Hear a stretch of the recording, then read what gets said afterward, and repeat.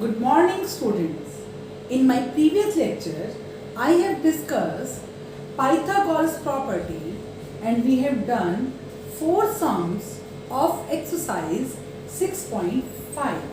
Now we will do question number 5 of exercise 6.5. Question number 5, exercise 6.5. A tree broken at a height of 5 meter. एक tree है, सबसे पहले tree बना लीजिए. ये हमने ट्री बना लिया. A tree broken at a height of 5 metre.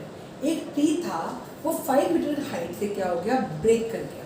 जैसे ये पूरा ट्री है तो यहाँ से कहीं से भी ब्रेक कर दिया. मान लो यहाँ पे ये 5 मीटर यहाँ तक होता है. इस ट्री का नेम था ए बी, मैंने इसको नेम दिया. सी पॉइंट से ये ब्रेक कर दिया.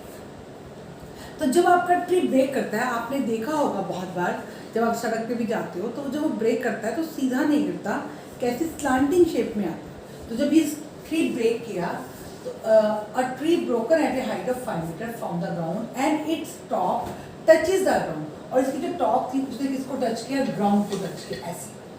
तो इसकी टॉप थी ए थी, वो कहाँ आ गई, नीचे आ गई. At a distance of 12 metre from the height of tree, from the base of tree. तो ये जब हाइट ने ग्राउंड को टच किया तो बेस से कितनी दूर है, 12 मीटर दूर है. Find the original height of tree. तो ओरिजिनल हाइट ऑफ ट्री हमारी क्या है, original height of tree equal to A B equal to A C plus B C. Original height of tree हमारी क्या है, पूरी ये ए बी के दो पार्ट्स हो गए, ए सी प्लस बी सी. और नीचे in right triangle A B C H square is equal to B square plus P square. H यहाँ पे 90 डिग्री का एंगल बनेगा. मैंने अपने प्रीवियस लेक्चर में आप लोगों को बताया था कि 90 के ऑपोजिट जो साइड होती है वो हमारी क्या होती है, हाइपोटेन्यूज होती है. तो A C square is equal to A B square और plus B C square. A C square is equal to 12 square plus 5 square. A C square is equal to 12 square मतलब 12 मल्टीप्लाई 12 इक्वल टू 144 और 5 square 5 multiply 5 25. इन दोनों को plus किया 169.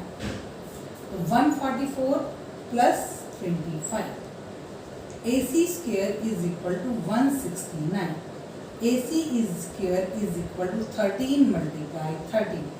आप याद कर लेंगे कि 169 किसका स्क्वायर होता है, 13 मल्टीप्लाई 13. तो AC square is equal to 13 square. Square से स्क्वायर कट कर दीजिए, AC इज इक्वल टू 13. और height of tree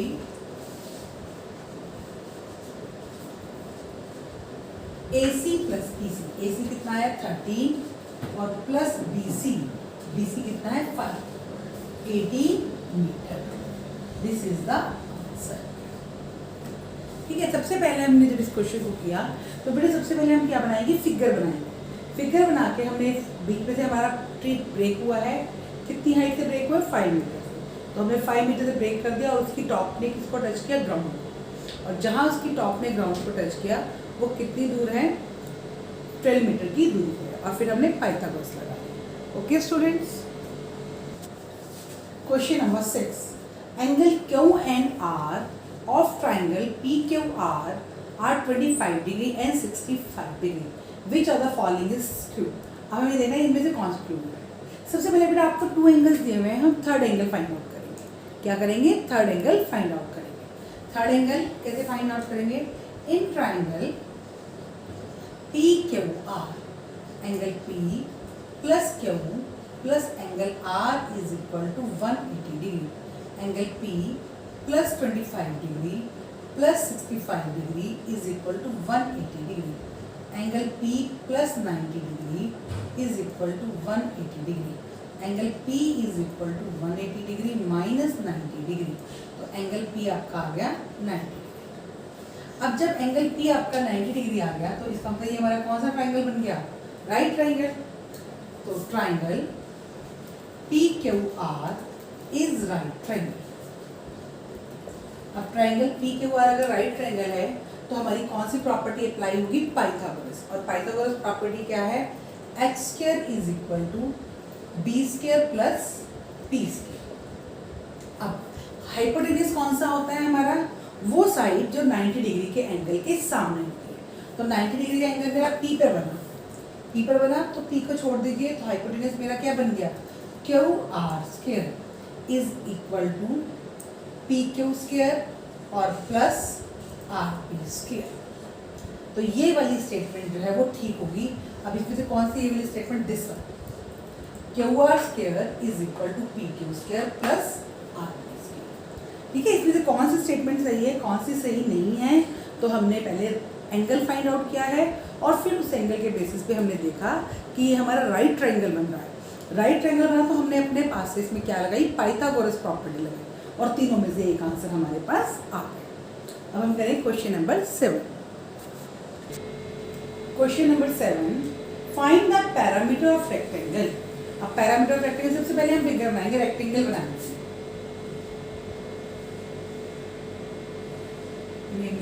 A B C D. Find the parameter of rectangle whose length is 40 centimetre. Length कितनी है हमारी, 40 centimetre and diagonal is 41 और diagonal कितना है, 41 सेंटीमीटर। अब देखो बेटा, अगर मुझे इसका पैरामीटर निकालना है तो पैरामीटर का फॉर्मूला होता है रेक्टेंगल का 2 मल्टीप्लाई लेंथ प्लस ब्रेथ। तो लेंथ तो है मेरे पास लेकिन ब्रेथ नहीं है, तो सबसे पहले मुझे इसकी क्या करनी पड़ेगी, ब्रेथ फाइंड आउट करनी पड़ेगी। तो ब्रेथ फाइंड आउट करने के लिए अब मैं रेक्टेंगल की एक प्रॉपर्टी को थोड़ा सा रिवाइज करती हूँ। रेक्टेंगल की प्रॉपर्टी क्या होती है, opposite side are equal and parallel. Second, each angle of rectangle is of 90 degree. Each angle कितनी डिग्री का होता है, 90 डिग्री का होता है। तो मैं इसी प्रॉपर्टी से इस क्वेश्चन करूंगी। तो each angle of rectangle is of 90। So angle B is equal to 90। तो एंगल बी मेरा क्या बन गया, 90। तो in right triangle A B C, अब मैं राइट ट्राइंगल अगर ए बी सी ले रही हूँ, ये मेरा राइट ट्राइंगल, एंगल बी 90 का है, बी को छोड़ दीजिए तो क्या बच गया आपके पास, ए सी। ए सी आपका क्या बन जाएगा, hypotenuse. H square is equal to B square plus P square. H A C square is equal to A B square plus B C square. 41 square is equal to 40 square plus B C square.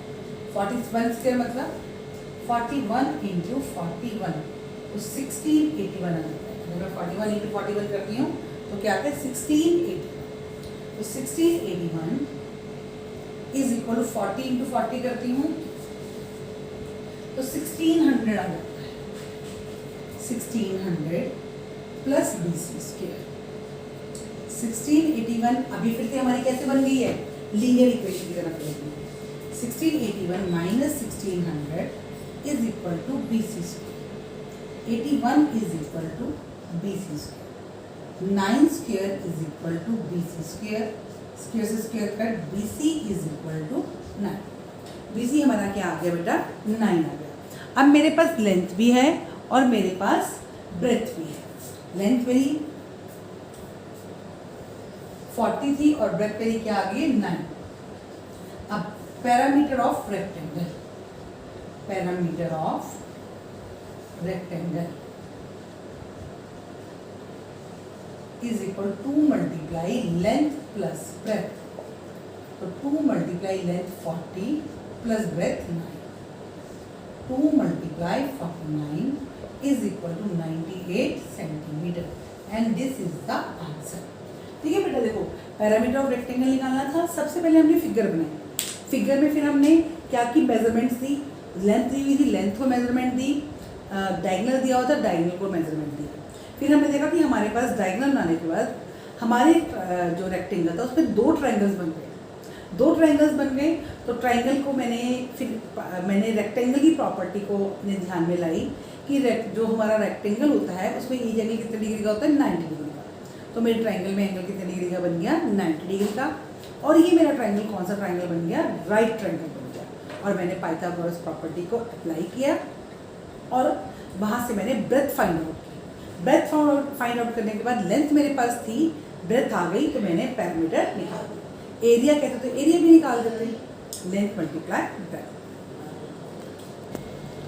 Question number 8, the diagonals of rhombus measure 16 centimetre and 30 centimetre, find parameter. देखो बेटा अब आपको किसके diagonal दिए हुए, rhombus के diagonal दिए हुए। अब रोम्बस के जो डायगोनल हैं उस पहले डायगोनल्स की प्रॉपर्टी भी हम करेंगे और रोम्बस की प्रॉपर्टी भी करेंगे। तो पहली प्रॉपर्टी क्या, ऑल साइड्स, सबसे पहले फिगर बनानी चाहिए। सबसे पहले हमने क्या बना ली, फिगर बनाई इस तरह से।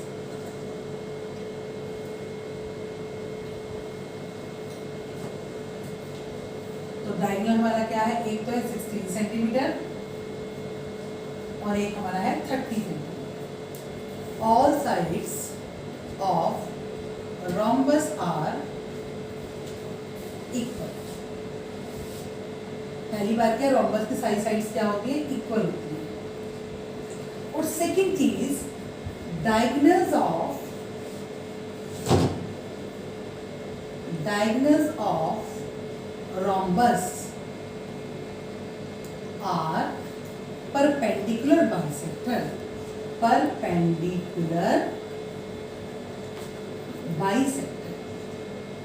देखो बेटा परपेंडिकुलर बाइसेक्टर का मीनिंग क्या होता है, इसका मतलब क्या है कि जहां पर डायगोनल्स कट करेंगे वहां पर 90 डिग्री का एंगल बनेगा। क्या होगा, परपेंडिकुलर का मतलब क्या है कि जहां पर डायगोनल्स कट करेंगे वहां पर 90 डिग्री का एंगल बनेगा।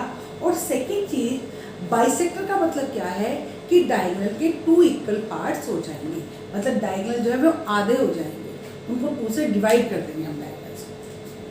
तो डायगोनल जो है रोम्बस का, मैं एक बार दोबारा फिर फिगर बना रही हूँ थोड़ी सी।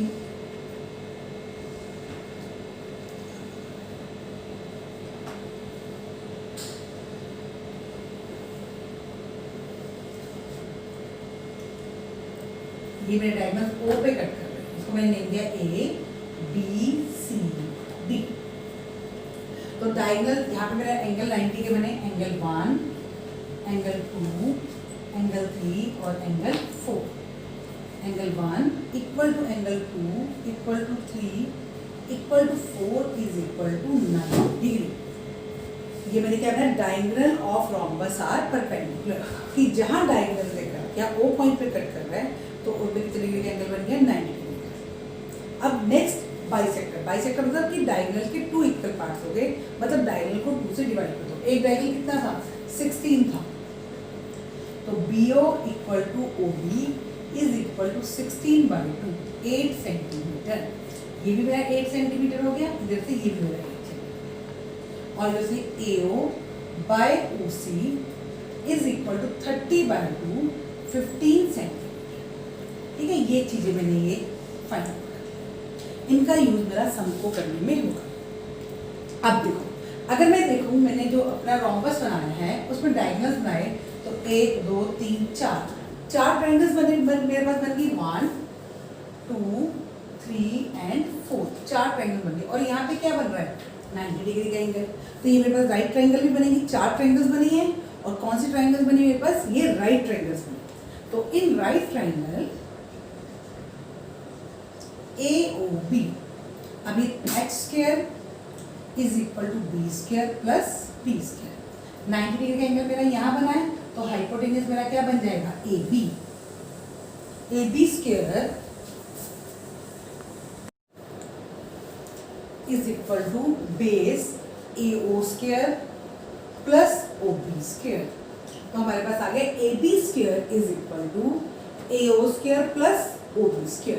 AB² is equal to AO, AO की वैल्यू क्या है, 15² plus OB 8²। AB² is equal to 15² plus 15 multiply 15 225 plus 8² 64। तो यहाँ से AB² is equal to 289। AB² is equal to 17 into 17। आपको बेटा याद कर लेना है कि 289 के फैक्टर्स क्या बनते हैं, 17 इंटू 17। तो AB square is equal to 17 square. AB is equal to 17 centimetre. यहाँ से हमारे पास AB की वैल्यू आ गई। अब हमें निकालना क्या है, पैरामीटर। Parameter of